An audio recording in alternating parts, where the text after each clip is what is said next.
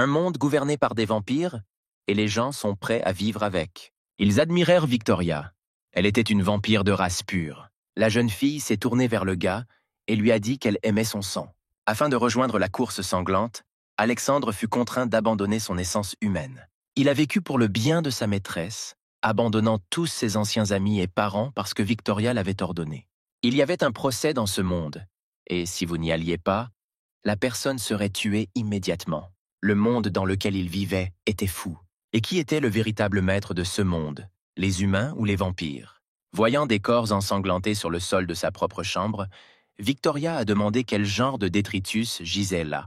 Elle s'est tournée vers le gars, lui disant qu'elle ne pouvait pas supporter même une goutte de son sang, après quoi elle lui a demandé s'il voulait toujours être son subordonné. La jeune fille a ordonné que ces corps soient jetés dans la cuisine comme ingrédients pour cuisiner. Jérémie a tenté de s'opposer à la dame, affirmant que, selon le dernier amendement constitutionnel, l'usage privé du sang est interdit par la loi et qu'il serait plus correct de les envoyer à l'usine pour un enregistrement légal. Savourant un verre de sang, elle réfléchit une seconde, puis lui donna le feu vert pour envoyer les corps.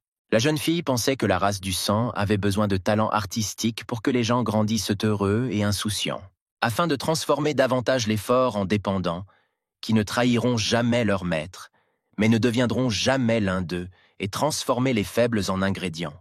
La race du sang régnait sur la terre depuis plusieurs années, et le sang n'était pas une nécessité pour eux.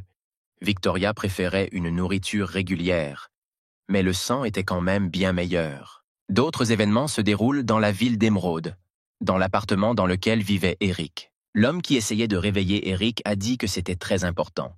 Il a traité le gars de sacrément fou et lui a demandé pourquoi il dormait pendant la journée. Après quoi, il a menacé que s'il continuait à dormir en classe cette année, l'homme serait obligé de le fouetter, et il ne restait que quelques jours avant il n'y avait pratiquement pas de début de cours et de temps pour le corriger. Le gars réveillé était assis sur son lit et essayait de reprendre ses esprits, et l'homme l'a poussé à continuer, lui disant qu'il était temps pour lui de descendre et de commencer à accepter des clients. Il a rappelé qu'il avait récemment eu 25 ans. Il se souvenait très bien de cette nuit, car il s'est couché tard sur un projet qui s'est avéré très réussi. Mais à la fin, son patron s'est approprié le résultat et l'entreprise a simplement licencié Eric. À cette époque, il était aux prises avec une hypothèque et il ne lui restait plus que 50 yuans sur sa carte, tandis que son père était confiné sur un lit d'hôpital. Eric était ivre ce jour-là. Il était assis au bord de la rivière et réfléchissait à sa vie de toutes les années passées. Il ne comprenait pas pourquoi tout s'était passé ainsi. Puis il a vu une fille entrer dans l'eau et a essayé de l'appeler pour lui demander ce qu'elle faisait. Cependant, elle ne l'entendit pas et le jeune homme se précipita après elle pour lui demander de regagner le rivage. Avec ses dernières forces, il a sorti la fille et a pensé que même lui ne l'avait pas fait. Mais pour une raison quelconque, elle a décidé. Après avoir sauvé la jeune fille, il lâcha ses mains et commença à plonger de plus en plus profondément dans l'eau. Eric ne se souvenait de rien d'autre. En regardant sa montre, il vit la date. « Nous étions aujourd'hui en mai 2077, » pensa le gaz avec peur. N'est-ce pas quand il n'avait que 18 ans qu'il ne comprenait pas comment cela s'était passé? Comment il avait réussi à remonter le temps? Sortant en courant de la pièce, il essaya de comprendre si tout cela lui arrivait réellement ou si c'était en réalité une sorte de mauvais rêve. Précipitamment, Eric descendit les escaliers.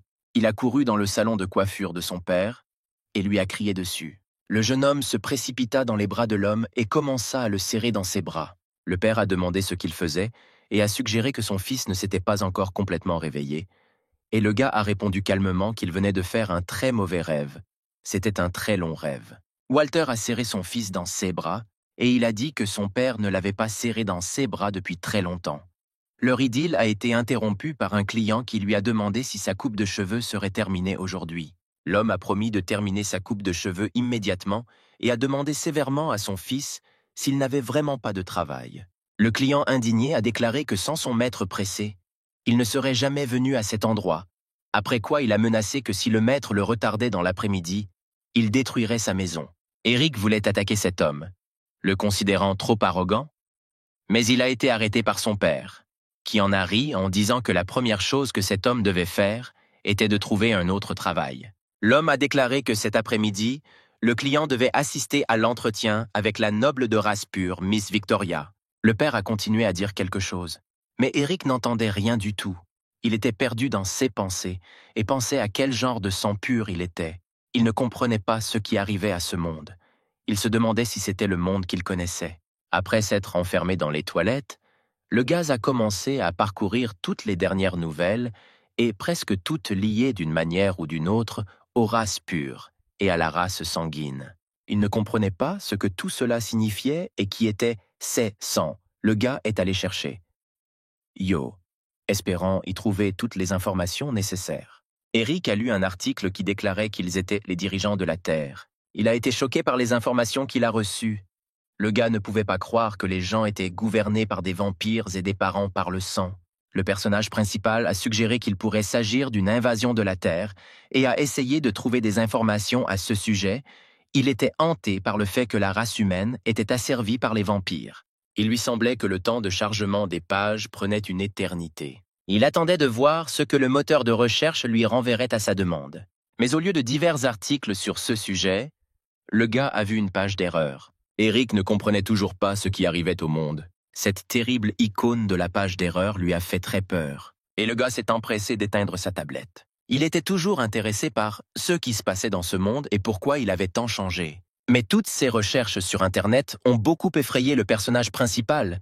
Il était complètement perdu entre le monde où il se trouvait avant et celui-ci. Tout ce qui était clair pour lui, c'était que le monde dans lequel il se trouvait désormais n'était pas la réalité. Maintenant, Eric se demandait s'il resterait lui-même dans ce nouveau monde. Après tout, il a découvert une marque de morsure sur son cou. Il était à la fois surpris et effrayé à l'idée d'avoir pu être mordu par un vampire. L'homme a continué à examiner la marque de morsure lorsqu'elle a soudainement disparu de son corps. Il décida de se frotter les yeux, pensant à ce qu'il pourrait bien imaginer. Le gars pensait qu'il devrait simplement accepter la situation qui lui était arrivée. Ses yeux s'illuminèrent comme s'il était déjà un vampire. Le lendemain, Eric dit au revoir à son père et part à l'école, et il lui souhaite de bonnes études. Walter croyait que son fils n'avait été accepté dans une école aussi prestigieuse que grâce à la grâce de ses ancêtres. Mais le gars a dit qu'il y était entré grâce à son travail acharné et son zèle. Il a également rappelé à son père qu'il devait aller à l'hôpital et se faire examiner, car dans le monde d'où le gars est venu ici, son père avait un cancer en phase terminale. Le jeune homme espérait que s'il parvenait à le détecter plus tôt, il serait capable de faire face à cette maladie. Eric trouvait étrange de renaître dans un tel monde, mais malgré cela, il n'allait pas laisser passer sa chance. Il a déclaré avec joie qu'il était déjà en route vers une nouvelle vie, mais à ce moment-là, quelqu'un l'a traité de déchet. Ces gens ont dit à Eric de s'écarter. Les filles lui ont dit que ce n'était pas un endroit pour des voyous comme lui. Ils lui ont dit de ne pas bloquer leur passage, car cette partie de la cour d'école n'était pas réservée aux gens de bas niveau comme lui. Après quoi, une personne de la foule lui a expliqué que c'était un endroit réservé aux étudiants de niveau génétique de classe A et lui a dit de s'éloigner du tapis rouge. Eric se souvenait qu'il avait déjà vu quelque part des informations sur le niveau génétique. Sortant sa carte d'étudiant, le gars a vu que son niveau génétique était de classe C. Après quoi, il s'est demandé comment une personne obtenait sa classe génétique. Quelqu'un dans la foule s'est approché d'Eric et l'a poussé très fort, lui criant qu'il devait sortir de cet endroit. Un type s'est approché de lui, l'a écarté et a dit à Eric de le suivre rapidement. Eric regarda le gars et, pensant que son visage lui semblait familier, il lui demanda s'il s'appelait Ricardo. Dans sa vie antérieure, Ricardo était son camarade de classe. Il était un peu introverti. À cette époque, Eric avait un caractère sauvage. C'était un rebelle, pas différent des autres racailles. Avec le riche passé de Ricardo, ce n'était pas quelqu'un avec qui Eric pouvait facilement se lier d'amitié. Les gens l'appelaient le roi de la colline, et il croyait qu'il pouvait vraiment tout faire. Il sautait régulièrement l'école, se considérant comme la chose la plus importante au monde. Plus tard, la société lui a appris la vraie vie. Durant la période la plus difficile de sa vie, Eric a ravalé sa fierté et a envoyé un message à tous ses amis pour leur demander de l'aide. Il a demandé à emprunter de l'argent. À ce moment-là, il réalisa qu'il les considérait comme des amis. Mais en réalité, ils ne l'étaient pas. Le seul qui l'a aidé dans cette situation à l'époque était Ricardo. Il a envoyé à Eric 5000 et a dit qu'il ne devrait pas abandonner et qu'alors le gars réussirait certainement. Après avoir lu le nom de l'expéditeur, il n'a pas pu comprendre de qui provenait l'argent. À cette époque, il avait déjà oublié l'existence de ce type. Laissant de côté toute pensée sur le passé, Eric serra Ricardo dans ses bras amicalement et l'invita à discuter. Il a demandé au gars pourquoi tant de gens s'étaient rassemblés ici et qui tous ces gens rencontraient. Ricardo a dit à son ami qu'il s'agissait de la déesse Victoria.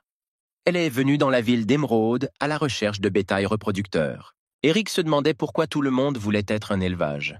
Cela présentait-il vraiment des avantages? Ce que son ami lui assura que bien sûr il y en avait. Ricardo lui a dit que si vous commencez à vous reproduire parmi des vampires, vous pouvez changer votre groupe sanguin, prolonger votre vie et même commencer à utiliser leur technique. Un gars debout à proximité a dit que l'essentiel est la gentillesse de cette déesse. Si à sa place il y avait un autre noble de race pure, alors il n'y aurait pas autant de bruit autour de lui. Il a dit que la gentillesse est une étape importante pour tout le monde.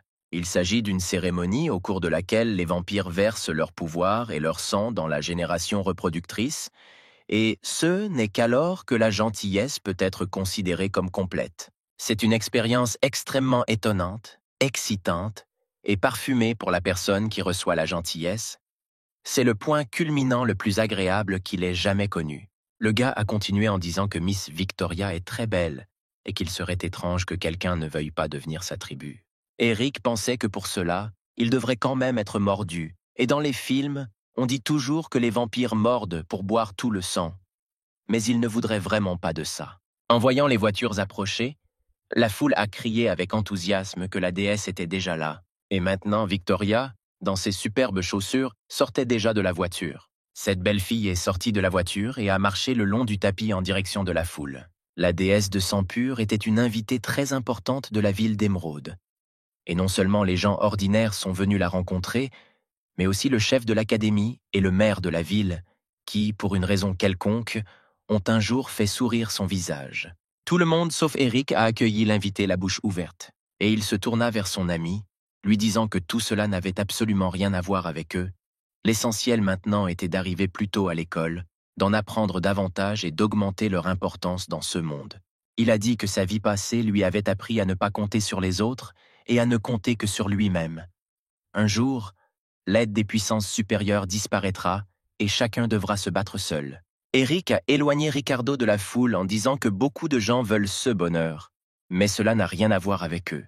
Ricciardo a essayé de résister car il voulait en faire l'expérience par lui-même. Le gars a vu comment les personnes restantes ont commencé à se disperser dans des directions différentes. Certains ont même craché du sang. Le gars a eu peur et s'est enfui. Cependant, Eric l'a attrapé par la capuche et a essayé de le retenir. Ses yeux devinrent soudain rouges. Et derrière eux, une véritable bataille s'engage entre le pur sang et l'homme au costume noir. Eric ne comprenait rien.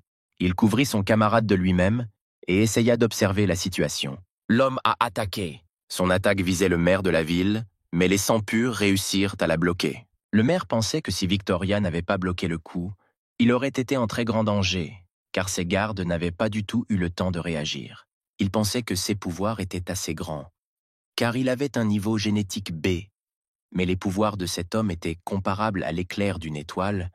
L'homme ne comprenait pas qui pouvait envoyer ce tueur. Pendant ce temps, le type en noir a disparu aussi vite qu'il était apparu. Les agents de sécurité se sont précipités à sa poursuite. Ils ont reçu l'ordre de ne pas laisser partir l'agresseur. Eric a éloigné son camarade du champ de bataille, qui semblait avoir été bombardé.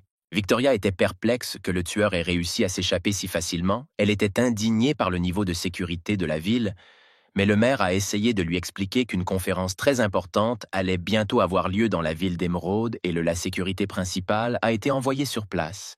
Et il était calme, car à côté de lui se trouvait une race pure de classe génétique A. Elle était la meilleure combattante de la ville. En voyant Eric, le pur sang pensa que c'était un spécimen très intéressant. Alors que les autres étaient incapables de se protéger, ce type vomissait du sang pendant qu'il sauvait les autres. Elle trouvait ça curieux.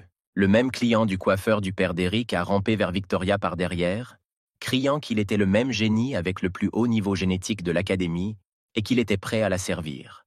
Presque tous les survivants ont commencé à crier qu'ils voulaient faire partie de sa famille.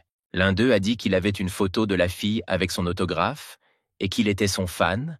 Le second a dit que dans sa famille, il y avait un mariage avec une race pure et la fille, sans les écouter, a demandé s'il savait pourquoi des niveaux génétiques existent. Quelqu'un dans la foule a répondu que les gènes humains sont faibles et qu'après avoir reçu du sang noble, une personne peut ne pas être capable de résister au déséquilibre énergétique et tomber dans une colère suivie de la mort. Donc, dès la naissance, la race humaine a été divisée en niveaux génétiques. Cette personne a dit qu'il y a 5 niveaux au total et qu'il est plus facile pour une personne de niveau A de mélanger le sang. Donc, les chances de réussir le mélange avec un noble sont de 90%, tandis que pour la classe E, elles ne sont que de 10%. Victoria a dit qu'il avait raison, mais a raté un point, affirmant que tout est basé sur l'objectif de recevoir la grâce et s'applique à la fois aux personnes et aux aristocrates de race pure, mais qu'ils n'ont aucune restriction. Quel que soit le niveau des gens ordinaires, le succès avec les sangs purs tant qu'ils donnent la grâce est de 100%, donc tant que Victoria donne du sang noble, la classe A n'est pas différente de la classe E. Aux yeux de la fille, tout le monde est égal. Le gars a dit que c'est pour cette raison que les sangs purs peuvent être classés dans la noblesse. Et c'est aussi pourquoi la classe A est la plus forte. L'aristocrate a demandé si le rang était un indicateur de force, après quoi elle a répondu qu'après une prise de sang, tout commence dès le début. C'est un monde que ce type n'a pas été amené à comprendre. Après cela, elle a demandé pourquoi elle avait besoin d'un perdant. Le gars a été bouleversé par ceux qu'il a entendus et a demandé s'il avait vraiment perdu les élections. Il s'est qualifié de perdant, disant que les adultes ne l'accepteraient pas, qu'il ne voyait pas le sens de la vie et voulait se suicider. En lui demandant d'arrêter, Eric a retiré le couteau des mains de l'homme. Il a attaqué le gars en disant que s'il n'avait pas la possibilité de devenir membre de la famille des sangs purs, alors peut-être qu'il ne devrait pas essayer. Il y a encore beaucoup de raisons de vivre. Il a supposé que cet homme était malade parce qu'il était prêt à se suicider simplement, parce que l'aristocrate avait dit quelques mots dénués de sens. Eric croyait qu'il n'avait pas eu la possibilité de comprendre ce monde et qu'il devrait maintenant aller dans un hôpital psychiatrique. Il a poursuivi en suggérant que ces personnes devaient désormais consulter un psychiatre. Il ne comprenait pas la raison de leurs troubles. Victor a attaqué Eric en disant qu'il ne comprenait rien du tout et lui a demandé comment il avait osé l'empêcher de se suicider. Cependant, Eric a facilement repoussé son attaque et a jeté le gars sur le côté pour qu'il tombe au sol. Victoria a été étonnée par la force et l'intrépidité du protagoniste. Elle se dirigea vers Eric et essuya le sang au coin de ses lèvres avec son doigt. Après quoi, après avoir goûté son doigt, elle dit que c'était délicieux et invita le gars dans son manoir le soir parce qu'elle en voulait plus. En partant, elle a déclaré que tout le monde sur la place avait la chance d'entrer chez elle. Aujourd'hui, la deuxième étape de sélection devait avoir lieu. Victoria a promis que quiconque passerait le soir passerait la nuit. En regardant le gars, elle a dit qu'elle attendait déjà ses cris. Mère a annoncé à la hâte que tous ceux qui ont le droit de partir se retrouveront le soir à la mairie. Tous ceux qui ne se présenteront pas seront considérés comme s'abstenant, tandis qu'en s'enfuyant, il a dit qu'ils devraient apprécier la chance qu'ils ont eue. Après quoi il s'est précipité dans la voiture, pensant que sans race pure, il serait en danger. Tous les survivants se réjouissaient d'avoir eu une autre chance et étaient heureux qu'un nouveau test ait lieu. La foule a crié qu'ils pouvaient tous participer et que si tout réussissait, ils pourraient devenir esclaves. Et Eric ne comprenait pas ce que ces gens voulaient dire. Il pensait au harcèlement sexuel de cette femme. Ricardo était confus. Il ne comprenait pas s'il pouvait aussi passer un nouveau test. Car il n'a survécu que parce qu'Eric l'avait sauvé. Le directeur de l'université a dit que bien sûr, il pouvait aussi y aller. Le gars s'est tourné vers lui, l'appelant papa, après quoi il s'est rendu compte qu'il l'avait dit à voix haute et s'est tu. Eric a pensé que le directeur de l'université et son ami avaient une apparence similaire. Il était donc possible qu'ils soient parents. Le père d'Eric a ordonné que les blessés soient emmenés à l'hôpital, après quoi il a demandé aux gars de le suivre, disant qu'il devait leur dire quelque chose. Ils se sont rassemblés dans la salle de réunion, puisqu'un nouveau test était sur le point d'avoir lieu. Le directeur de l'université avait besoin de tout enregistrer. Il a demandé à chacun de s'approcher de lui à tour de rôle et de signer les papiers. Eric était surpris de devoir signer quelque chose et voulait que quelqu'un lui dise quel serait le test. Les participants devaient signer un papier déclarant qu'ils étaient responsables de leur propre vie. Il avait peur pour sa vie et pensait qu'il n'était pas du tout obligé de signer ce papier. Le gars s'est tourné vers le directeur, lui demandant s'il refusait. Cependant, il a dit qu'il était trop tard pour le faire. Il a dit que le sang pur l'avait déjà vu et même invité.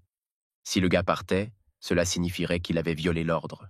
Le gars était surpris que ce soit si grave que cela puisse avoir des conséquences. L'homme lui a dit de manière agressive qu'il pouvait désobéir à l'ordre, mais que dans ce cas, 3 générations de sa famille seraient envoyées dans un camp de pionniers pour servir dans l'armée, mais comme sa famille était génétiquement faible et ne serait pas en mesure de servir, il serait obligé de travailler dans l'usine souterraine. Le gars avait froid à l'idée que 3 générations seraient obligées de servir dans l'armée ou de travailler dur. L'homme a dit qu'il avait déjà signé le papier et que si Eric avait le courage, il devrait venir organiser un concours en face à face. Il a dit que le gagnant deviendra un esclave, mais que si le gars perd, toutes ses chances disparaîtront. Après quoi, il est parti et seul le directeur de l'université et 2 amis sont restés dans la pièce. Ricardo a demandé à son père s'il devait signer ce document, et il a posé une contre-question, lui demandant si l'homme voulait devenir membre de la famille. Le gars a répondu à cela en disant qu'il ne savait pas, parce qu'il était faible et ne savait pas se battre. Ce jeune homme, tout comme Eric, ne voulait pas refaire le test. L'homme détourna le regard et répéta la même chose qu'il avait dite précédemment à l'ami de son fils. Eric a demandé à oncle Alexander si ce test était vraiment si sérieux. Le gars ne comprenait pas pourquoi tant de gens voulaient subir un test aussi difficile. Voulaient-ils vraiment tous mourir? Le directeur de l'université a demandé aux gars de se calmer et a promis de tout leur expliquer. Il a déclaré que la dépendance au sang est un signe de pouvoir et qu'aucun des résidents ne peut être à la hauteur de son statut. Les sangs purs sont membres d'une famille noble, ils sont les plus honorables. Ces personnes ont le droit de consacrer leurs fonds à diverses fins, telles que l'armée, aider les municipalités. Ils peuvent même créer leur propre armée. Et les esclaves sont des représentants de ce sang. Eric ne comprenait pas comment il était possible de faire tout cela. Il croyait que c'étaient les activités de l'empereur du pays. Alexandre était surpris qu'ayant mûri, l'homme ne sache toujours pas qu'une puissance mondiale était contrôlée par cette cour. Que la cour impériale, la division du pouvoir, le pouvoir du sang lui-même, étaient directement liés à la puissance mondiale. La noble de sang à laquelle il voulait désobéir est un membre de la cour impériale et la fille du baron Kolbe, l'holographe en chef des autorités de la province dans laquelle il réside. Eric s'est rendu compte que c'était un monde complètement différent de celui dans lequel il vivait auparavant. Mais il voulait toujours bien étudier, travailler dur, vivre une vie paisible avec sa femme et ses enfants et prendre soin de la santé de son père. N'était-ce vraiment plus tout à lui? Eric décida que s'il ne pouvait pas refuser, il lui suffira ensuite d'admettre sa défaite ce soir. Cependant, le directeur de l'université lui a dit qu'il ne devrait pas faire cela, puisque la mademoiselle voulait regarder cette émission. Les gars étaient très confus. Ils ne comprenaient pas quoi faire et quoi faire. L'homme a dit que les gars devraient lui montrer tout ce qu'elle voulait voir. Eric a dit que lui et Ricardo lui donneraient ce spectacle, et qu'au dernier moment, ils admettraient leur défaite. L'oncle Alexander aimait cette idée et approuvait ce plan d'action. Ricardo a demandé à son père ce qui se passerait dans la 2e étape, et il a répondu qu'il ne le savait pas, car c'était la première femme noble depuis de nombreuses années à chercher des esclaves. Elle avait déjà voyagé dans plusieurs villes et n'avait trouvé que quelques personnes. Le directeur de l'université a déclaré qu'Eric devait montrer ses capacités de combat, car s'il réussit, son fils rentrerait vivant chez lui. Pour cela, il était prêt à donner au gars toutes ses économies familiales. En se grattant l'arrière de la tête, le gars a dit à l'homme qu'il ne pouvait même pas se battre, qu'il ne pouvait même pas se défendre. L'homme a dit qu'après avoir rejoint la famille, les gars cesseraient d'exister dans ce monde. Eric n'a pas très bien compris ces paroles et il a demandé leur signification. Alexander a poursuivi en disant que tout ce qu'ils contiennent, tous les sentiments et tous les souvenirs seront oubliés après cela. Les gars seront comme bloqués dans un miroir et ne pourront jamais revenir. À partir de ce moment, une seule chose restera dans leur esprit, leur maîtresse. Ils suivront les ordres et vivront pour elle. Leurs amis et leurs familles devront être oubliés, voire tués. Eric a demandé avec inquiétude s'il serait encore des gens à cette époque, et le chef a répondu qu'ils étaient déjà des esclaves. Le gars a décidé lui-même qu'il ne deviendrait jamais un esclave. Il a dit qu'il était un homme, une créature qui hériterait du salon de coiffure de son père et ne deviendrait jamais un esclave. Le gars pensait que même après son apparition dans cet endroit, le monde resterait le même, Il ne pouvait même pas penser que le monde changerait autant et deviendrait un endroit où le statut sanguin joue un rôle décisif. Il voulait juste étudier et prendre soin de son père, en d'autres termes. Cet homme voulait vivre une vie ordinaire. Le soir, en rentrant chez Victoria et assis dans sa chambre, Eric ne comprenait pas pourquoi tout s'était passé ainsi. La fille se tourna vers lui, l'appelant bébé et lui disant qu'il pouvait déjà commencer. Le personnage principal restait immobile et voulait se faire passer pour un rocher. Cependant, la jeune fille s'est faufilée derrière lui et lui a dit qu'elle ne pouvait plus attendre. L'aristocrate l'a jeté sur le lit et lui a proposé de commencer. Et Eric a crié, lui demandant d'attendre, il lui a demandé d'arrêter et a demandé de l'aide. Le gars a pensé qu'il pourrait aussi bien mourir pendant le nouveau test. Tous les participants au nouveau test se sont réunis chez le pur sang. Le majordome les rencontra et les salua, leur rappelant pourquoi ils s'étaient tous rassemblés à cet endroit aujourd'hui. Au total, 58 participants se sont rassemblés, mais seulement 20 d'entre eux pourront entrer dans Madame Victoria pour terminer les niveaux suivants. Tous ceux qui participeront le feront avec l'aide de leur talent. L'homme espérait que les candidats offriraient un bon spectacle à Madame Victoria. Eric a été surpris par autant de concurrents. Il se souvint de la façon dont oncle Alexander leur avait dit qu'ils devaient repasser au moins 3 tests. À sa connaissance, Miss aimait différents divertissements et un seul test ne lui conviendrait pas. Le gars pensait qu'il devait passer au moins un test, sinon il serait comparé à des ordures. Il lui suffisait de le réussir. Seules 20 personnes sur 58 seront sauvées, ce qui signifie que moins de la moitié s'en sortiront. L'un des concurrents a demandé dans quoi exactement il participerait et a déclaré qu'il voulait commencer rapidement, car il avait hâte de rencontrer la dame. Beaucoup l'ont soutenu, disant qu'il voulait aussi la voir le plus tôt possible. Ils ont tous crié, demandant de commencer le plus tôt possible. Klaus a dit aux participants qu'ils seraient surveillés dès leur entrée, et tous ceux qui parlent, sans autorisation ou font du bruit, seront expulsés. La foule auparavant bruyante était indignée, quelqu'un se demandant même comment cela était possible. La première règle pour devenir membre de la famille est d'être obéissant et de savoir comment se comporter. Et si le serviteur parle sans autorisation, il montre alors son manque de respect envers la maîtresse, après quoi il demande si les gars sont d'accord avec lui. L'un des candidats a dit non.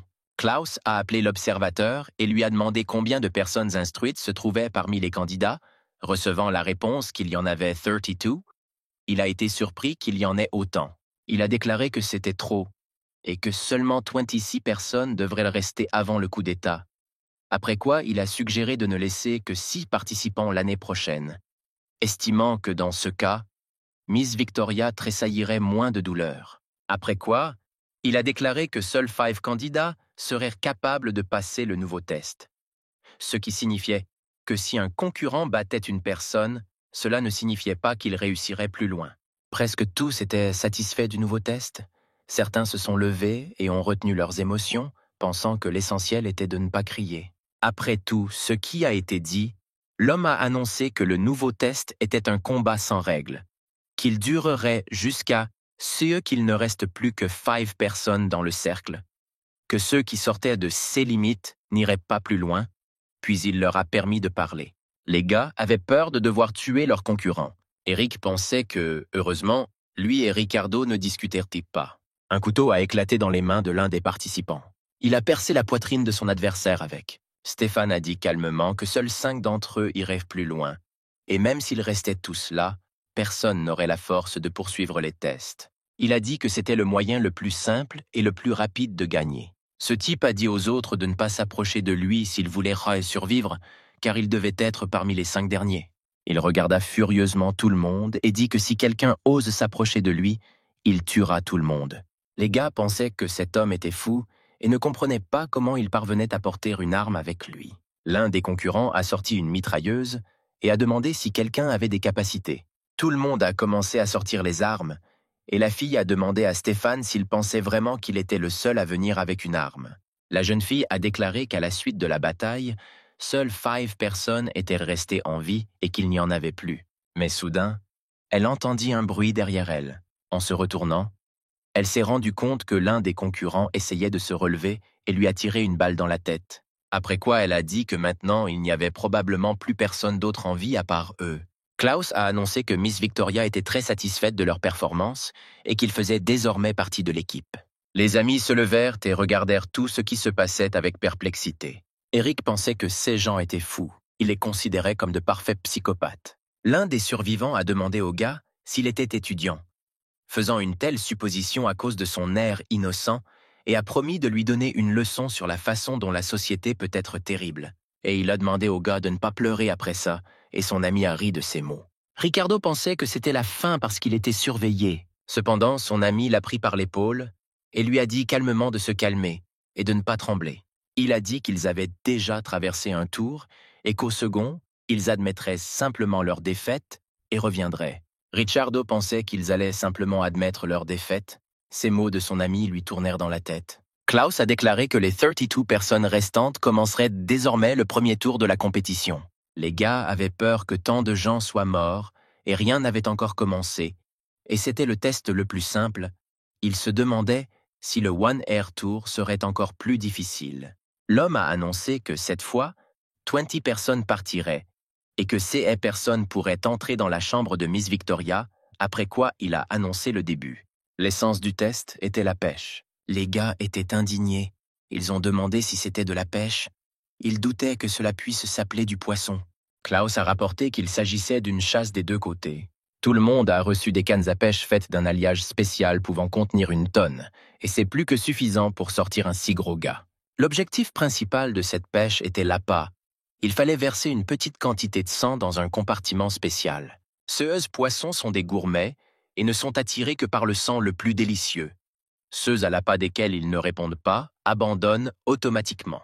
Mais si le poisson mord et que le concurrent ne peut pas le retirer, alors il deviendra sa nourriture. Ces mots effrayèrent encore plus les héros. Après toutes les explications, l'homme a annoncé le début de la compétition de qualification.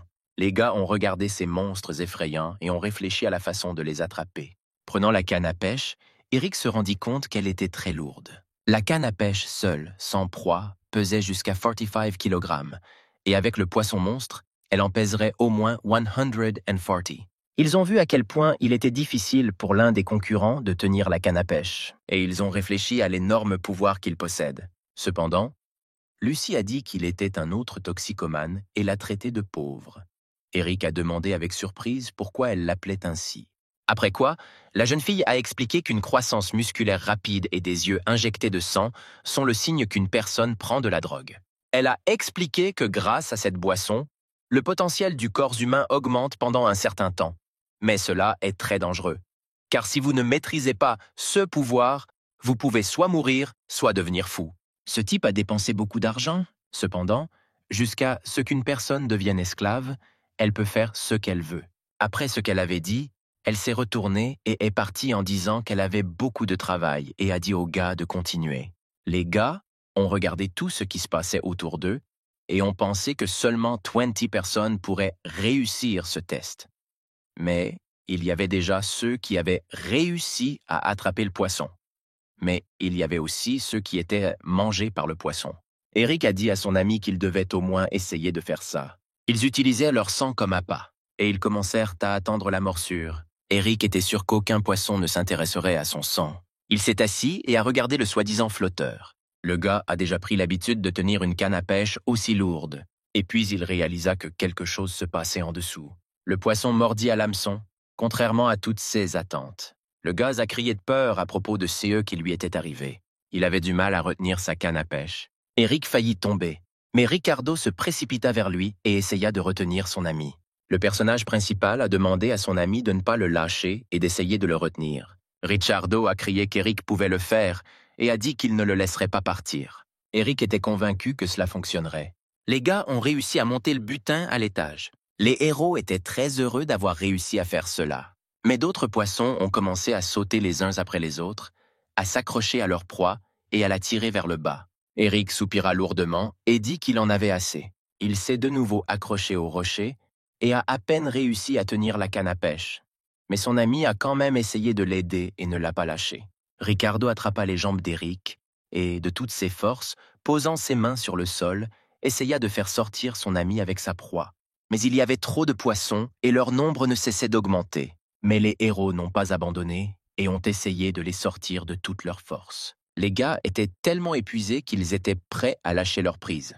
Cependant, Eric a déclaré que s'il ne tirait pas de toutes ses forces maintenant, il n'aurait peut-être pas une telle chance. C'était comme s'il ressentait en lui une soudaine force, et avec un cri, il tira la canne à pêche. Il l'a attrapée avec une grande force et a tiré aussi fort qu'il a pu, et cela a fonctionné. Victoria regardait ce qui se passait autour d'un verre de sang. Elle a dit que ce n'était pas mal pour un si petit gars de pouvoir l'accrocher. En se léchant les lèvres, la jeune fille pensa qu'elle voulait vraiment le manger. Tout le monde s'est retourné en voyant l'énorme prise de leurs amis, car personne n'aurait pu penser qu'ils seraient capables d'attraper au moins un poisson. Et les héros tombèrent à terre épuisés. Ils ne se soucièrent pas de la réaction des autres participants. Les concurrents n'arrivaient pas à croire que ces gars-là en attrapaient autant. L'un d'eux a dit que ce type était cool parce qu'il réussissait à attraper autant de poissons à la fois. Il s'est approché d'un des poissons et a commencé à le soulever en lui disant combien il était lourd. Mais Eric, allongé par terre, lui a dit de le remettre en place et de s'éloigner. Tous ceux qui s'approchaient regardèrent le gars avec colère. Et il se releva de terre et réitéra sa demande. Mais ils sourirent en disant qu'il avait attrapé tous les poissons et qu'il ne pourrait désormais aller plus loin que s'il partageait avec eux, car il en avait assez pour aller plus loin. Ricardo a défendu son ami, disant qu'il avait tout attrapé lui-même et qu'il voulait juste le voler. Essayant d'une manière ou d'une autre de rester debout, Eric a dit que c'était comme ça et qu'ils essayaient de le voler. Et la seule raison pour laquelle ils ne le font pas est leur incertitude quant à savoir s'ils peuvent le vaincre et si, selon les règles du jeu, il est possible de voler les autres participants. Et ils ne comprennent pas non plus s'ils sont autorisés à tuer à ce stade. Puis ils se sont tournés vers M. Butler et lui ont demandé de leur en parler en détail. Mais il a dit que Miss Victoria est toujours pour la paix, donc, selon les règles du jeu, cela est interdit. Mais les messieurs doivent respecter l'étiquette de la modestie, et depuis Eric a tellement de butin. Alors pourquoi ne le partage-t-il pas avec les autres? Sinon, il deviendra une cible. Après ces mots, le gars a pris un poisson et l'a lancé à Ricardo. Il a dit qu'ils étaient tous amis ici et qu'ils devraient donc s'entraider. Tout le monde en était content et attendait de recevoir le butin. Mais le gars a décidé de ramener le poisson dans son habitat. Les autres concurrents étaient en colère et lui ont demandé ce qu'il faisait. Et il a répondu qu'il les aidait parce que c'était eux qui se plaignaient qu'il avait attrapé tous les poissons et qu'il ne leur restait plus rien. Ils lui ont demandé s'il voulait vraiment qu'on le surveille, mais il a répondu calmement en disant que c'était un tournoi et qu'un seul d'entre eux pouvait devenir esclave. Eric a dit que s'il partageait du poisson avec eux, alors il ne cesserait pas d'être ses ennemis. Et dans ce cas, il doit se débarrasser de plus d'ennemis tant qu'il en a l'occasion. Mais s'il commençait à donner ses prises, alors ce serait un véritable suicide. Alex a dit que ce type avait trop confiance en lui. Après cela, Eric a décidé de donner un espoir supplémentaire. Il a proposé de donner le poisson à quelqu'un qui s'agenouillerait devant lui et l'appellerait papa. Le gars leur a conseillé d'y réfléchir, car il allait bientôt manquer de poisson, et on ne savait pas combien de temps il faudrait aux autres pour l'attraper. Il leur a ordonné de s'agenouiller immédiatement devant lui, leur rappelant que seules 20 personnes passeraient ce tour. Alex a demandé s'il pensait vraiment qu'il ferait ça. Mais avant qu'il ait pu finir, Ralph s'était déjà mis à genoux et avait crié papa en se tournant vers Eric. Le gars l'a félicité et lui a jeté un poisson. Ralph a précisé que cet homme s'appelait Eric et a promis de le tuer plus tard. Ce à quoi Eric a répondu que cela n'avait pas d'importance et a demandé qui d'autre voulait s'agenouiller. Il les a invités à devenir son petit chien puisqu'il pouvait tuer pour avoir la chance de cesser d'être humain. Alex a dit à Eric qu'il serait définitivement tué. Mais il était calme et a répondu qu'il en avait assez de l'écouter. Il annonça de façon menaçante qu'il ne restait que 3 poissons et demanda si quelqu'un d'autre voulait s'agenouiller. Après un certain temps, plusieurs autres personnes se sont agenouillées. Ricardo a demandé à Eric si tout cela n'était pas trop pour un étudiant ordinaire. Le personnage principal a répondu non et a demandé à son ami de les regarder dans les yeux. Ils ne voulèrent tous qu'une chose, avoir la possibilité de devenir membre de la famille. Eric ne comprenait pas l'intérêt de tuer des gens juste pour avoir une chance de rejoindre le clan du sang. Ils n'étaient plus tous humains, donc il ne voyait aucune raison d'être humain avec eux. Il pensait que ces gens étaient des détritus. Il semblait à Ricardo que son ami était en train de devenir une personne complètement différente. Avant, il était un peu étrange, mais maintenant il est comme un fou. Il a aussi réussi d'une manière ou d'une autre à retirer tous ses poissons. Et finalement, qu'est-il arrivé à son corps? Le sang chaud mais frais de son cœur remplissait tout son corps, goutte à goutte. À cause du tremblement et de la tension, le gars ne pouvait pas se contrôler. Eric voulait du sang. Il ne comprenait pas comment il pouvait être à ce point humilié. Mais il ne pouvait pas se décider à en tuer un autre. Il pensait que c'était une bande de salauds inutiles. Il était désolé qu'il n'y ait pas de sang. Il a arraché un morceau de viande d'un poisson. Tout le monde était choqué et ne comprenait pas ce qu'il allait faire ensuite. Et le gaz a commencé à manger cette viande. L'un des concurrents a dit qu'il était définitivement fou. Il pensait que s'il ne faisait rien, ce type se suiciderait à ce rythme-là. Le majordome a signalé qu'il restait encore du temps pour attraper le poisson. Il pensait qu'ils étaient tous une bande d'idiots qui ne remarquaient toujours rien. Eric a continué à manger du poisson cru et a pensé que c'était une bonne chose. Il pensait que le test ne se terminerait pas de sitôt et que le poisson était la seule source d'énergie dans cet endroit. Ce poisson a un effet stimulant potentiel. Une personne ordinaire peut augmenter sa force plusieurs fois rien qu'en mangeant ce poisson. Il trouvait drôle que tous ces gens ne connaissent pas sa valeur. Eric s'est tourné vers son ami, lui disant que c'était très savoureux et qu'il devrait absolument l'essayer. Le gars pensait que si son ami faisait tout cela par instinct, ce n'était pas si effrayant. Le gars du salon de coiffure a demandé à Klaus s'il pouvait s'occuper seul du poisson qu'il avait pêché. Ayant reçu une réponse positive, il commença à découper l'énorme poisson. En voyant comment il gérait cela, le majordome pensa qu'il était très bien entraîné et que tous les idiots ici ne devenaient pas de plus en plus intéressants pour Klaus. Finalement, 20 personnes ont été identifiées et ont atteint la deuxième étape. Ricardo pensait que jusqu'à 11 personnes avaient été éliminées. Il était désolé que tant de personnes soient mortes. Il se rappelait que leur objectif était simplement d'entrer dans le deuxième tour et qu'après l'ouverture, ils annonceraient la défaite. Il se tourna vers Eric, lui disant qu'ils étaient enfin en sécurité et qu'ils pouvaient revenir, ce pourquoi il remercia son ami. Cependant, Eric n'a pas du tout réagi à ses propos. Il regarda ses rivaux et réfléchit. Que tout est encore à venir. Le gars a vu qu'il le regardait, laissant entendre qu'il était un cadavre. Eric n'a pas été surpris et leur a montré son majeur, et Ricardo a demandé avec irritation ce qu'il faisait. Richardo, lui, a suggéré de partir parce qu'il n'était pas nécessaire de les défier, mais son ami a dit que ce sont eux qui l'avaient reprovoqué en premier lieu. Il a continué, essayant de convaincre son ami. Le gaz a dit que la plupart de ceux qui sont passés plus loin se connaissaient et formaient une équipe. Bien sûr, il y avait des solitaires, mais ils étaient peu nombreux. Ils portaient tous des armes avec eux, comme s'ils connaissaient les règles du jeu depuis longtemps.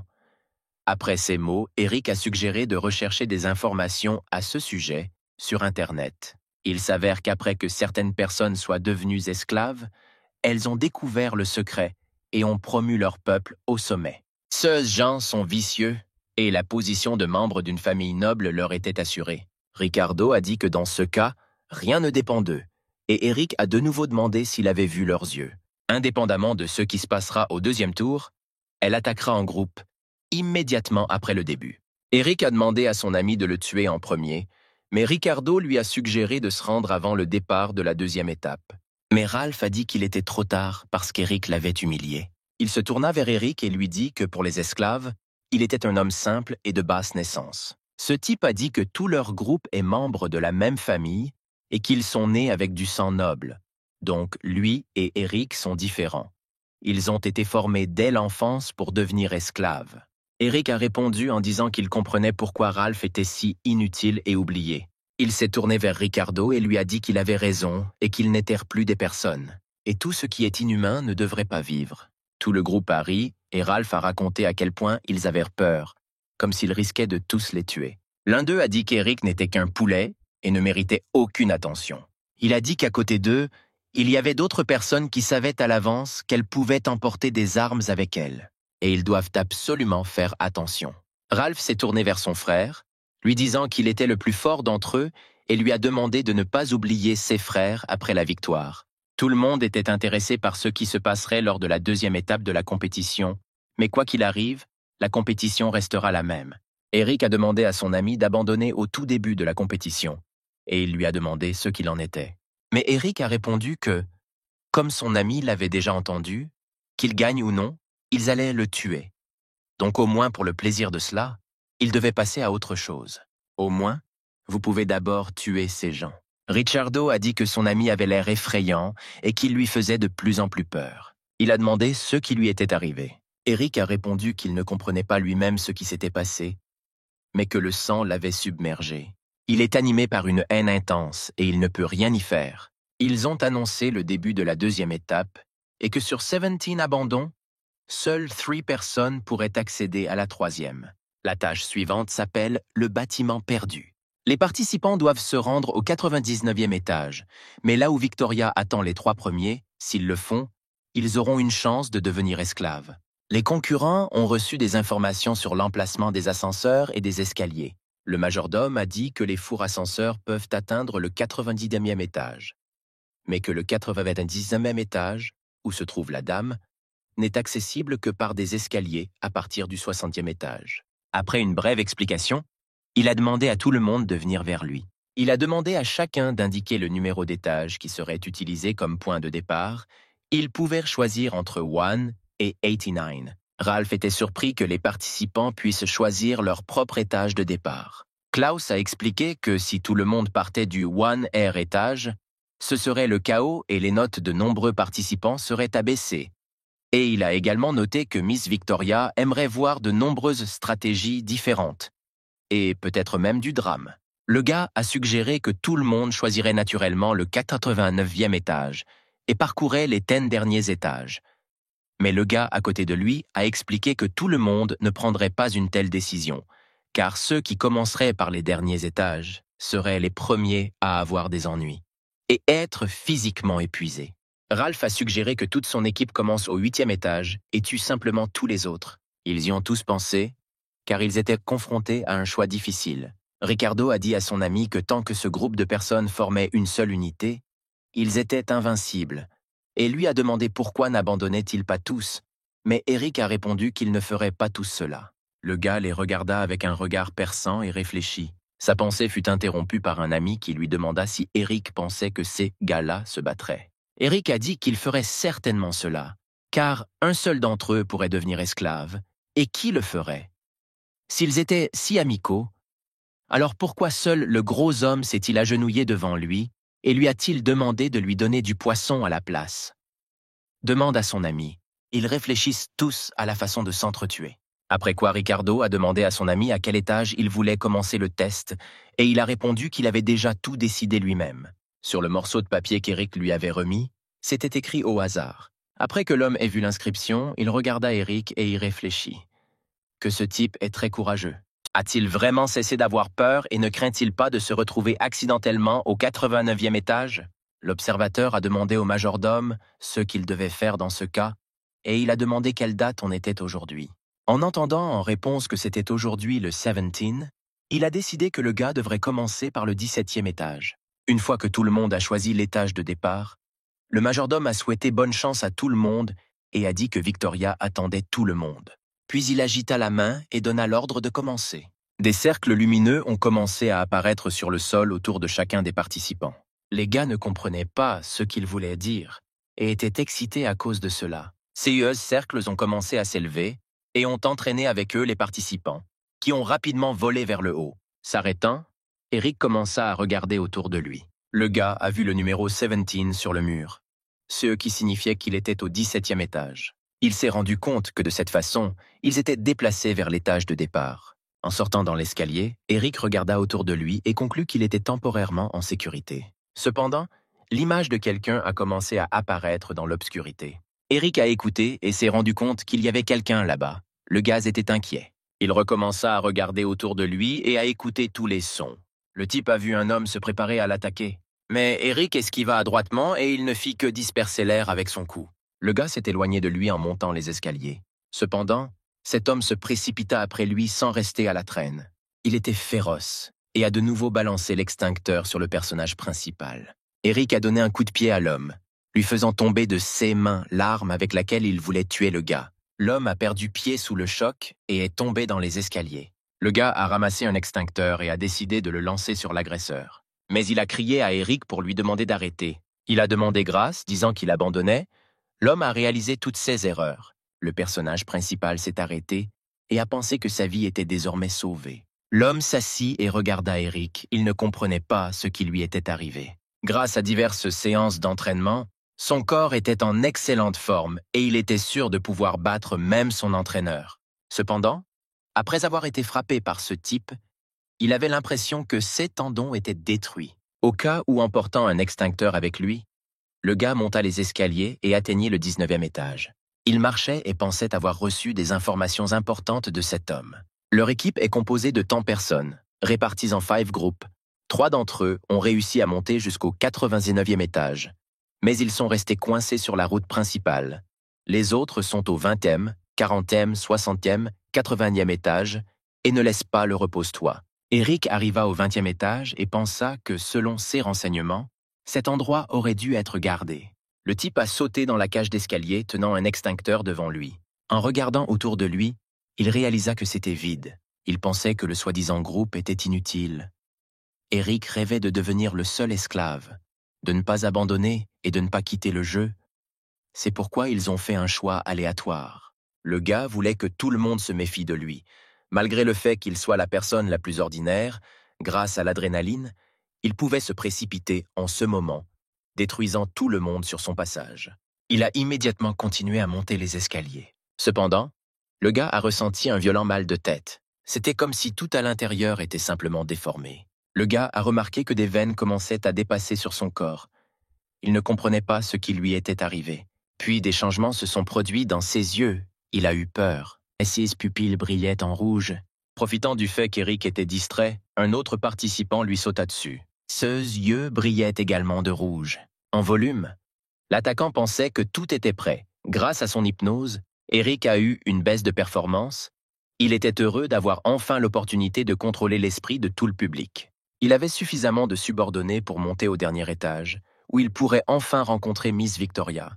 Après avoir atterri, il attrapa le personnage principal par les épaules, et il lui ordonna, sans se retourner, de prendre une profonde inspiration, de fermer les yeux, puis de les ouvrir soigneusement.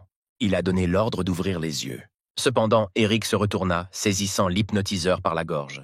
L'homme a supposé qu'il était ainsi parce que cet homme lui avait fait quelque chose.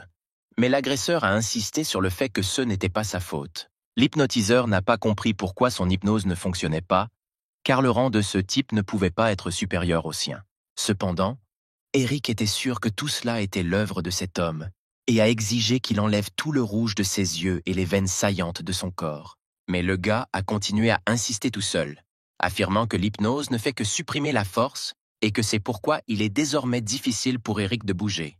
Cody a réitéré qu'il ne l'avait pas fait et a suggéré qu'ils forment une alliance pour atteindre le sommet ensemble. Eric a attrapé l'hypnotiseur et a voulu le mordre au cou. Il avait peur de ce qu'il avait fait. Le personnage principal lui-même ne comprenait pas ce qu'il avait fait. Le gars pensait qu'il était fou. Il a décidé qu'il avait un besoin urgent de s'échapper de cet endroit. Eric se précipita dans les escaliers et pensa qu'il avait un besoin urgent de sortir. Il croyait qu'il devait rentrer chez son père en courant. Le gars a trébuché et est tombé face contre terre. Allongé dans la cage d'escalier, il se rendit soudain compte qu'il devait monter jusqu'au sommet et ne pas rentrer chez lui. Se levant, le gars leva les yeux et réalisa qu'il avait terriblement faim. Le majordome était dans la salle de sécurité et parlait au téléphone avec la dame. Il a dit qu'il suivait toutes les mesures de sécurité. Il a assuré à la jeune fille que le dernier raid des cultivateurs était un accident. En fait, la cible de l'ennemi était la principale. Après avoir terminé la conversation, Klaus a demandé aux observateurs combien de temps il leur restait encore et a entendu en réponse que presque tout était déjà terminé. Tout s'est passé comme il le pensait. Personne n'a réussi à franchir le 89 et étage. Chacun des participants a apprécié sa force, mais en même temps, ils avaient peur que quelqu'un d'autre prenne la première place. Ces personnes, espérant de la chance et de la force dans leur esprit, tentent de maintenir leur sérénité et partent sans explication. Ils trahissent leurs amis et encouragent les faibles à tuer absolument tout le monde. Il y a des joueurs qui accordent la priorité à la réalisation de leurs objectifs, mais ils ne comptent pas sur leur force pour obtenir un résultat satisfaisant. C'est cette ténacité qui impressionne Miss Victoria. Klaus se demandait où était Eric. L'observateur a dit qu'il avait besoin de voir où il se trouvait. Ils l'ont trouvé en train d'utiliser les caméras et ont été surpris que le gars ait déjà réussi à atteindre le 99e étage. Il se trouvait désormais au centre même des événements. En regardant autour de lui, Eric vit des mares de sang et des corps qui traînaient. En regardant mieux autour de lui, il vit qu'il était entouré de nombreuses personnes étranges. Ils ont commencé à l'attaquer. Malgré cela, le gars a marché avec confiance vers son objectif. Le personnage principal passait devant les cadavres, complètement inconscient de tout ce qui se passait. Certains participants ont même arrêté leur combat, remarquant sa confiance. Mais Eric n'était intéressé par rien du tout. Il savait qu'il devait se rendre au 90e étage. Niklas se tourna vers lui et lui demanda s'il cherchait la mort, car une seule personne se lèverait, et ce ne devrait être que lui. Vicky a crié à Eric qu'il devait faire attention car le couteau de ceux concurrents était empoisonné. Eric a très vite et habilement esquivé le coup. Il a attrapé le type par la main dans laquelle il tenait le couteau. Se tordant le bras, il prit l'arme des mains de l'agresseur. Le gaz a léché le couteau empoisonné. Les deux participants regardaient ce qui se passait avec surprise. Ils pensaient qu'Eric était devenu fou. En léchant le sang du couteau, le personnage principal a déclaré qu'il y en avait trop peu et qu'il lui était difficile de manger. Il a dit que c'était très merveilleux vu d'en haut. En regardant les escaliers, le gaz a dit qu'il était déjà très proche de la victoire. Avec des yeux brûlants et affolés, il dit qu'il était prêt à manger. Le gars voulait vraiment être à côté du pur sang. Laissant tout le monde se battre derrière lui, il continua à monter les escaliers jusqu'à son but. Vicky s'est précipitée après lui, car elle a compris que 3 personnes pouvaient monter au dernier étage. Voyant que les deux se dirigeaient vers le but, Niklas se précipita après eux. Mais tous les autres membres de son équipe couraient après lui. Ils l'ont jeté au sol et ont essayé de l'empêcher de grimper. Il leur a demandé ce qu'il faisait et a crié qu'il s'agissait d'une attaque collective. Maintenant, devant le précieux escalier, gisait toute une montagne de cadavres. Et Niklas a poursuivi son ascension, s'efforçant d'atteindre son objectif. Il pouvait à peine bouger, mais il n'arrêtait pas de se dire cela. Qu'il devait rejoindre ce foutu clan. Il devait simplement le faire. Miss Victoria était dans sa chambre, attendant que les 3 autres participants, déjà en route, apparaissent. La jeune fille a dit qu'elle aimait beaucoup les plats servis aujourd'hui, mais que les plus délicieux étaient les batailles près des escaliers, car l'assaisonnement du désespoir et du désir de victoire est le meilleur apéritif. Bientôt, l'aristocrate devait se voir servir 3 plats principaux, et elle se demandait lequel d'entre eux pourrait lui procurer le plus de plaisir. Victoria avait hâte de commencer, et leur a suggéré de commencer la fête. Une musique agréable a commencé à jouer dans la salle. Toutes les personnes présentes portaient des masques, dansaient et profitaient de l'ambiance. Les musiciens ont joué, créant une atmosphère agréable. Quelqu'un a annoncé que les concurrents approchaient et tout le monde s'est tenu à la porte, attendant leur apparition. Les portes se sont ouvertes et 3 participants sont entrés dans la salle. Ils sont allés au bal, où se rassemblaient toutes les familles nobles. Niklas était en colère. Il ne comprenait pas où se trouvait Miss Victoria et ce qui se passait. Mais les filles masquées lui ont dit qu'il ne fallait pas s'inquiéter, car Victoria faisait partie des centaines de belles dames. Les joueurs ont été félicités pour avoir atteint la finale et se sont vus confier la tâche suivante. Ils devaient trouver Madame Victoria parmi des centaines de belles femmes. Peut-être qu'elle est la plus belle, ou bien elle se cache derrière le rideau, portant un masque comme tout le monde. Et si elle s'habillait comme un homme ou travaillait comme serveur pour qu'aucun des candidats ne la reconnaisse? Les participants n'avaient qu'une seule tentative. Après avoir fait leur choix, ils devaient demander à la fille de danser. La vraie maîtresse Victoria restera avec le gagnant et lui montrera sa chambre. Et ceux qui commettent une erreur deviendront la proie des nobles présents. Les filles leur ont conseillé de ne pas commettre d'erreur, on rit et on dit que chacune des personnes présentes pourrait être Miss Victoria. Les personnes présentes souriaient, mais les gars ne savaient pas comment trouver ce véritable aristocrate. Ils étaient limités dans le temps et devaient choisir un partenaire de danse 30 minutes à l'avance. Niklas regarda ses adversaires et réfléchit. Ces pensées furent interrompues par Vicky, qui dit qu'elle savait ce qu'il faisait. La fille a décidé qu'il voulait la tuer ainsi qu'Eric afin de devenir à 100% le seul gagnant. Mais la jeune fille a dit qu'elle ne permettrait pas cela. Elle savait qu'elle ne pouvait pas vaincre Eric et décida qu'au lieu d'être un ennemi, il valait mieux l'utiliser comme bouclier. Elle a demandé à Niklas de suivre les règles du jeu. Mais la jeune fille était déterminée dans les dernières secondes à tuer tout le monde, simplement en utilisant la bombe dans son corps. La jeune fille appartenait à une organisation qui tue les traîtres qui ont complètement perdu leur humanité. Les êtres humains sont contrôlés par le clan du sang et ils sont condamnés depuis longtemps. Mais il existe encore un petit groupe de personnes qui ne trahiront jamais leurs principes moraux. Ils croient fermement qu'un jour tout changera et que quelque chose se passera définitivement. Les filles présentes dans la salle leur ont recommandé de ne pas perdre de temps et de commencer à chercher. L'une des belles dames a attiré Niklas vers elle et lui a demandé si elle ressemblait à Victoria. Elle a dit que le gars avait l'air inquiet, et Vicky, qui regardait ce qui se passait, a décidé que cet homme était un idiot. L'une des personnes présentes a déclaré qu'elle connaissait très bien Victoria et lui a proposé de l'aider dans les recherches, mais Vicky a refusé, affirmant qu'elle pouvait tout gérer elle-même. La jeune fille a soudainement eu un très mauvais mal de tête. Victoria regardait tout ce qui se passait depuis le balcon. Cela lui semblait magique. Elle disait que depuis que le gouvernement avait approuvé la loi pour protéger les gens, il y avait moins de chasse et de divertissement dans le monde, sans parler de ces grands banquets. Sa sœur Elisabeth s'est approchée de Victoria et lui a dit que la jeune fille savait vraiment jouer avec la mort, car ceux sont ses candidats aux esclaves. La jeune fille était sûre que personne ne pourrait retrouver sa sœur, car la salle était remplie de belles filles, et les gens ne savent pas comment garder leurs pensées pour eux, et encore moins chercher quelqu'un. Pointant du doigt Eric, Victoria dit que même si c'était le CA, ce petit bonhomme n'était pas si méchant. Elle sentait qu'il lui préparerait une surprise inattendue. Le sang pur n'eut même pas le temps de remarquer comment le gars montait les escaliers en courant. Attrapant la main de la jeune fille, il dit qu'il l'avait attrapée. La jeune fille lui a demandé s'il en était sûr et s'il n'avait pas peur qu'elle ne soit pas la bonne personne. Il a dit qu'il en était sûr, parce qu'elle était complètement différente des autres. Il a dit qu'il voulait de la nourriture et a promis de la manger. La jeune fille était ravie de ses paroles et a suggéré de sauter la danse dans ce cas. Elle l'a entraîné après elle et lui a dit qu'elle voulait le voir la manger. Voyant Victoria avec son adversaire, Nicolas tomba au sol, déçu que ce ne soit pas lui qui l'ait trouvé. Le gars pensait que c'était impossible et qu'il ne pouvait pas perdre. Vicky pensait qu'il ne pouvait pas s'enfuir et qu'elle devait faire exploser la bombe tout de suite. Elle ne comprenait pas pourquoi le bouton ne fonctionnait pas, ni si la bombe n'exploserait pas, mais la fille qui s'est approchée d'elle lui a expliqué que cette pièce contrôle les signaux et que la sécurité y est primordiale. Cette fille a dit que peu importe dans quel but Vicky était venue là-bas, mais qu'il était inutile de leur résister.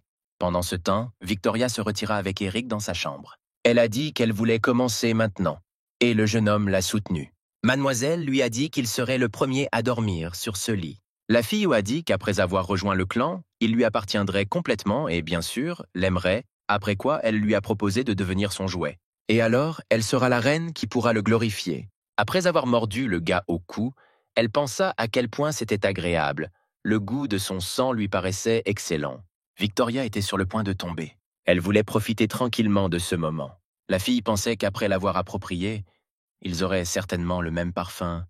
Elle était si heureuse à ce moment-là. Eric interrompit ses pensées en lui demandant si elle était heureuse. Elle lui posa une contre-question, lui demandant s'il était intéressé par la raison pour laquelle la cérémonie n'était toujours pas terminée et, sans attendre de réponse, elle dit qu'il était trop tôt pour cela. Le gars a dit qu'il allait enfin goûter son sang. Il voulait le faire lentement, appréciant ce processus si intime. S'approchant très près de son visage, la jeune fille lui demanda s'il avait déjà eu envie de la manger. Eric a demandé si la fille était sûre qu'elle n'avait pas peur. Après quoi, il a promis de le manger. Il enfonça ses crocs dans son cou et commença à boire du sang. Victoria était indignée. Elle ne comprenait pas pourquoi il avait des crocs. La jeune fille a commencé à se débattre et lui a crié de la laisser partir. Elle lui a demandé d'arrêter. Victoria ne comprenait pas ce qui se passait. Il lui semblait qu'on la marquait. La jeune fille n'a pas compris comment elle pouvait se retrouver dans le rôle d'une victime. Parce qu'elle est une maîtresse. Elle a dit au gars de sortir de sa chambre. Cependant, il n'a pas du tout réagi à ses ordres. Elle n'arrêtait pas de lui demander d'arrêter et d'arrêter de boire son sang. C'était un peu fou. La jeune fille changea soudain d'avis et lui demanda de continuer. Eric ne s'attendait pas à une telle tournure des événements. Sans raison apparente, la jeune fille s'est adressée à lui en tant que maître et lui a demandé de continuer le rituel de bénédiction envers elle, sa servante Victoria. Elle s'inclina devant lui et continua de demander. Eric a ri et a dit que grâce à son sang, tout était devenu plus clair dans sa tête. Il se tourna vers Victoria et lui dit que même si elle était un sang pur ordinaire, il l'accepterait, même s'il le ferait avec un grand dédain. Elle était très reconnaissante envers le maître pour cela et dit qu'elle avait sa marque sur elle et qu'elle le ferait. Être une fidèle servante de son maître. Il décida de faire plaisir à sa servante et de lui offrir une tache de sang en l'honneur de cette occasion spéciale. La jeune fille était vraiment incroyablement heureuse de ce cadeau. Victoria a remercié Eric pour son cadeau. Elle a dit qu'elle était très heureuse de faire partie d'une famille aussi puissante et qu'elle ne pouvait pas quitter son maître maintenant. Elle lui a demandé pourquoi son corps était si faible et lui a répondu qu'au début, elle ne l'avait pas reconnu. Mais Eric a répondu que cela ne devait pas l'inquiéter. Le gars a dit qu'il avait besoin de se reposer et de tout digérer, et le reste sera fait par le corps. C'est le corps qu'il est dans sa jeunesse, et donc la fille doit lui être fidèle. Il ne voulait pas attirer l'attention, et a donc décidé de déclarer qu'il était désormais son esclave, après quoi il s'est allongé sur le lit et a dit qu'il serait le premier. Victoria regardait Eric dormir et pensait à quel point il était mignon quand il dormait. Cependant, elle comprit que la mémoire de ce monsieur avait été effacée et qu'elle ne devait pas lui faire peur, après quoi elle se demanda ce qu'elle devait faire. Quand Eric s'est réveillé, il avait encore mal à la tête. En voyant Victoria, il était perdu. Elle l'appelait son petit serviteur et le félicitait de son choix, après quoi elle lui proposait de commencer. Victoria a demandé à Eric pourquoi il ne l'avait pas approché. Elle a supposé qu'il ne voulait pas s'amuser avec elle. Le gars a commencé à s'excuser en réponse, disant qu'il dormait simplement. Il a dit qu'il la quitterait et a essayé de quitter la pièce, mais les portes ne s'ouvriraient pas. La jeune fille s'est approchée de lui et lui a dit que s'il ne commençait pas, elle serait elle-même obligée de prendre l'initiative. Mais Eric la repoussa. La jeune fille lui a demandé s'il voulait vraiment l'abandonner, renoncer à son aide et à la chance de faire partie du clan du sang. Eric s'est mis en colère et a serré les poings. Il était gêné d'être avec la fille comme ça. Victoria pensait qu'il résisterait jusqu'au bout. Le personnage principal a déclaré qu'il préférait mourir plutôt que de se permettre de devenir la poupée de quelqu'un. Mais la jeune fille a dit qu'il avait tort, car personne ne devrait résister lorsqu'une personne plus forte devient le maître de son esprit. Il devrait seulement être heureux d'avoir trouvé un clan et un foyer, car inconsciemment il veut être avec le propriétaire et le toucher. Embrasse-le et satisfais-le. Elle a demandé au gars de ne pas se précipiter pour résister, car elle avait une proposition, et la fille lui a demandé d'écouter cette proposition. Le chariot de voiture s'est dirigé vers un grand et beau bâtiment, près duquel s'était déjà rassemblée une foule de journalistes, prêts à rencontrer les passagers de cette voiture. La jeune fille rapportait sur le sujet que le dernier de race pure avait choisi sa personne à charge parmi les gens ordinaires il y a un an, et c'est pourquoi la sélection des esclaves de Miss Victoria a attiré tant d'attention. Tout le monde attendait avec impatience l'apparition de cette chanceuse. La portière de la voiture s'est ouverte et l'époustouflante Victoria en est sortie. Les nobles qui l'ont rencontrée ont été surpris qu'elle ait réellement pris une personne ordinaire comme esclave. C'était une tradition dans leur cercle d'embaucher comme serviteurs des membres de familles anciennes et fidèles. Tout le monde s'attendait à ce qu'Eric apparaisse, car c'était le même esclave. Tout le monde ne s'intéressait qu'à une seule question. Qui est cette personne? Il marchait fièrement à côté de Miss Victoria. Tous les paparazzi étaient pressés de prendre d'autres photos d'eux ensemble. Les spectateurs ordinaires étaient aussi très curieux. Ils regardaient croire le gars et prenaient des photos. Quelqu'un a crié qu'il s'agissait du même serviteur choisi par Miss Victoria. Cette personne a dit que cela avait l'air de tous les jours et qu'il n'y avait absolument rien de spécial à ce sujet. On dit que c'est une personne ordinaire et que sa famille travaille dans un salon de coiffure. Les gens n'ont pas compris pourquoi Miss l'a choisi. Ils croyaient que la jeune fille avait choisi comme serviteur un homme faible ordinaire sans pedigree. Et s'il mourait subitement, elle ne serait pas du tout bouleversée et choisirait un nouveau serviteur. Ils ont dit que c'était uniquement à des fins de test et qu'il pouvait être remplacé à tout moment. Victoria lui prit doucement la main et lui demanda de ne pas s'énerver, mais de regarder la caméra avec un sourire. Elle a promis que ce jour-là, il ferait la une de tous les médias, après quoi elle a déclaré que prétendre être un serviteur était une mission difficile et qu'il devrait faire de gros efforts. Après avoir dépassé la foule, ils atteignirent finalement l'entrée du bâtiment. Rudolph les a accueillis à l'entrée. Après les salutations, il a remercié Miss Victoria d'avoir assisté à son banquet et a transmis ses salutations à son père. Il regarda Eric et remarqua que sa force était exactement la même que celle de sa maîtresse, ce qui signifiait qu'il était en réalité son esclave. Victoria a chuchoté à Eric qu'il était surveillé, car beaucoup n'étaient pas contents qu'elle l'ait choisi et accepté dans le clan. Elle lui montra un couple debout dans les escaliers et lui dit que certains ne pouvaient plus attendre. Comme le clan du sang n'était pas à l'aise avec quoi que ce soit, ils envoyèrent leurs serviteurs. Eric ne comprenait pas pourquoi ils devraient faire quoi que ce soit, parce qu'il est une personne ordinaire sans aucun pouvoir. Il ne comprenait pas ce qu'ils pouvaient leur faire. La fille a dit que s'il s'en débarrassait, elle lui apprendrait en récompense à utiliser la magie. Le gars était très intéressé par cette proposition. Seules les personnes génétiquement fortes pouvaient posséder tous les types de magie. En quittant Victoria, Eric suivit tout autre domestique. En chemin, le gars réfléchissait à la façon dont il s'était retrouvé dans le lit de Miss Victoria car il ne s'en souvenait pas du tout. Le gars et la fille lui ont ouvert la porte, qui était cachée derrière le rideau, et lui ont dit d'entrer. La fille a souri et lui a demandé à quoi il pensait. Était-ce vraiment à propos de comment forcer Miss Victoria à coucher avec lui? Et le gars qui l'accompagnait a dit qu'une telle chose n'arriverait jamais. Avant que le personnage principal ne réussisse à franchir la porte, les gars l'ont informé que ce test que doit passer tout serviteur nouvellement rejoint dans le clan s'appelle la nuit des dépendants. Ce jour-là, l'homme lui-même devait être montré, ses manières et son éducation, son esprit et son corps, et bien sûr son pedigree. Personne ne peut arrêter le rituel pratiqué par la cour royale. Le gars est entré dans une pièce dans laquelle se trouvait une immense table et de belles chaises en bois autour. Une femme plus âgée, vêtue d'une robe noire, se tourna vers le nouveau venu Eric et lui ordonna de s'asseoir à table.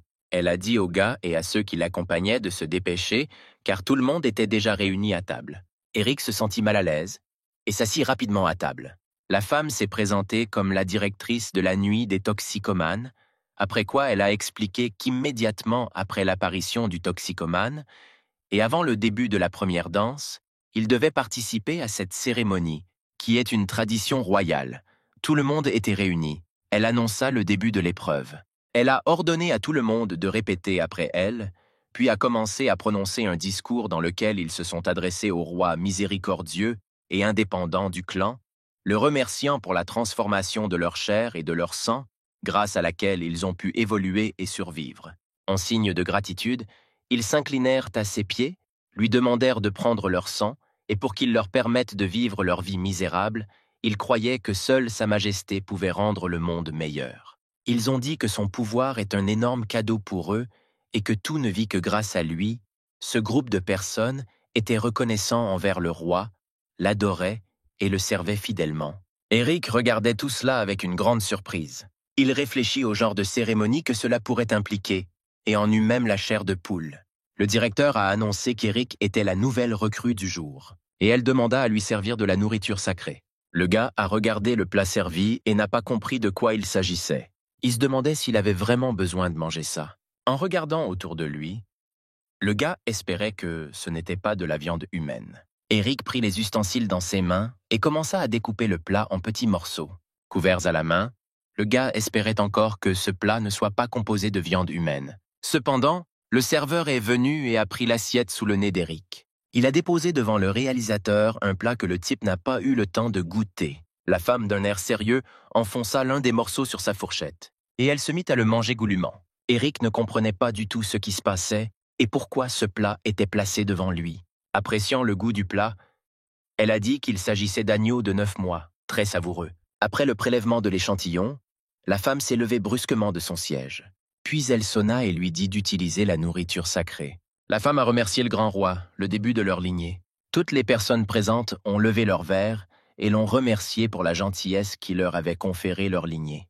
Le gars assis à côté d'Eric lui a demandé pourquoi il s'était figé et lui a dit de manger. Il a dit que les boissons et la viande de ce banquet étaient de la plus haute qualité, comme on ne pouvait en goûter nulle part ailleurs. Il a regretté que les règles aient maintenant été simplifiées et qu'une sorte de constitution ait été signée pour le bien du bétail humain. Eric a été désagréablement surpris par les paroles de son voisin, et il a continué son monologue en disant qu'on utilisait auparavant de la viande magnifique, du sang de femme et de la chair de bébé.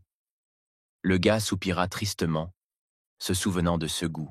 Il a promis, quand il en aurait le temps, d'emmener le personnage principal dans un endroit amusant pour qu'il puisse essayer quelque chose qu'il n'avait jamais mangé. Le gars a dit que Victoria avait de bonnes relations avec le chef de sa famille, et depuis qu'Eric en est maintenant membre de sa famille, même si tout n'est pas heureux, il promet maintenant d'être à ses côtés. Stéphane en a dit beaucoup plus. Et à la fin, il a dit que dès que tout serait fini, il emmènerait certainement Eric dans un endroit pour qu'il puisse s'amuser beaucoup. Il a promis que, sous la supervision d'un clan noble, Eric redécouvrirait le monde. Levant son verre et buvant une gorgée, il promit que le personnage principal s'habituerait certainement à ce goût. Eric se sentait dans une situation délicate. Il pensait que ce n'était pas une nuit de toxicomane. C'était plutôt une nuit de folie et d'insanité. Tout cela ressemblait à un carnaval de souffrance humaine. S'essuyant les lèvres après avoir mangé, la réalisatrice a sonné à nouveau pour attirer l'attention de tous et a dit qu'il était temps de passer à la partie suivante. Une petite fille sans défense fut amenée dans la pièce. Tout le monde a commencé joyeusement à crier qu'il y aurait une sainte scène aujourd'hui. Eric a regardé cette petite fille et n'a pas compris ce que signifiait ce sacrement. Car devant eux, il y avait un petit enfant, et le gars ne comprenait pas ce que ces gens voulaient faire de lui. La femme claqua des doigts et dit qu'il était temps de commencer.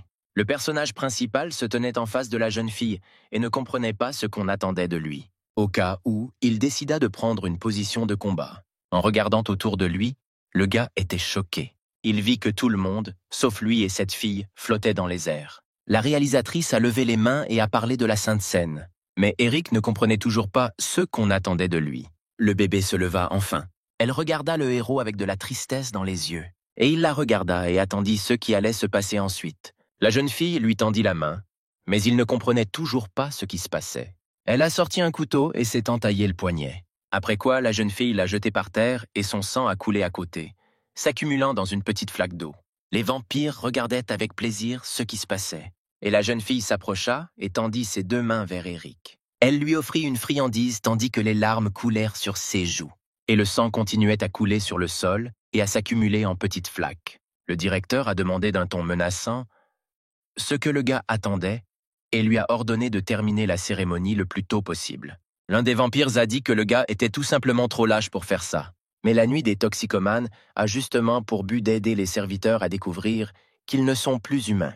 La femme l'a intimidé en disant que si le gars ne pouvait pas terminer la cérémonie, il ne deviendrait pas dépendant, et dans ce cas, il devrait la remplacer, devenant ainsi la prochaine victime. En entendant qu'il pourrait devenir la prochaine victime, Eric eut très peur. Il s'est tourné vers les personnes présentes et lui a demandé s'il avait bien compris que lorsqu'une personne rejoint un clan, elle cesse d'avoir des relations avec les gens. Après quoi, il a demandé s'ils voulaient boire du sang. Mais l'un des vampires présents a déclaré que dans leur clan, plus le rang est élevé, plus le sang est rare et les gens constituent la nourriture principale. La femme lui dit qu'il ne fallait pas penser qu'en devenant toxicomane, il pourrait se débarrasser de son rang. Selon les lois du clan du sang, seuls les plus forts sont au sommet de la chaîne alimentaire. Eric a déclaré qu'il avait réalisé que les gens ne sont pas obligés de donner leur sang aux vampires, et qu'en devenant esclaves, ils deviennent de la nourriture pour le clan du sang. Les personnes présentes ont déclaré que tout était ainsi et lui ont demandé d'être plus respectueux, car, devenu dépendant, même si son sang était pur, il ne pouvait pas se comparer à eux. Ils ont dit qu'il pouvait manger les esclaves à tout moment et lui ont dit de terminer rapidement la cérémonie puis de donner son sang. Après avoir divisé le sang, il serait capable de comprendre la signification de supérieur et inférieur. Ils ont dit à Eric d'admettre sa position. Devenue dépendante, une personne peut se nourrir de sang humain, mais elle reste toujours la nourriture des êtres supérieurs. C'est exactement ce que montre la nuit des toxicomanes. En s'approchant de la fille, Eric lui dit que tout ce qui se passait l'exaspérait et qu'il voulait vraiment tous les tuer. Pendant ce temps, une femme s'est approchée de Victoria dans la rue. Elle voulait la présenter à son fils qui était le chef de la police provinciale. Le gars s'est approché d'elle et lui a dit qu'il avait beaucoup entendu parler de Miss Victoria, après quoi il s'est présenté et a dit qu'il s'appelait Yehan. Il a demandé s'il pouvait inviter la fille à danser, mais elle s'est excusée en disant qu'elle devait refuser. La femme a expliqué à son fils que la jeune fille ne voulait pas danser et l'a invité à l'emmener dans un endroit plus calme. Elle a vu les jeunes partir et a pensé que cela pourrait contribuer à améliorer le statut de leur famille. Les rumeurs disaient que la position du souverain à la cour impériale orientale était désormais instable, l'empereur le réprimant. Elle ignore la situation et rend les gens ordinaires dépendants, comme une petite fille essayant de lutter contre une force immense. La femme pensait que si Victoria était assez intelligente, le mariage serait alors garanti pour leur famille. Victoria a remarqué que la mère du gars les surveillait et en a parlé à son interlocuteur. Mais il a seulement dit que sa mère était simplement intéressée par le comportement de la jeune fille. Puis, j'ai continué mon récit sur mon travail de policier. Cependant, la jeune fille ne l'écouta pas du tout. Elle était distraite par ses pensées, et lui, remarquant cela, lui demanda ce qu'elle y voyait. Mais la jeune fille répondit qu'elle s'inquiétait simplement pour sa servante.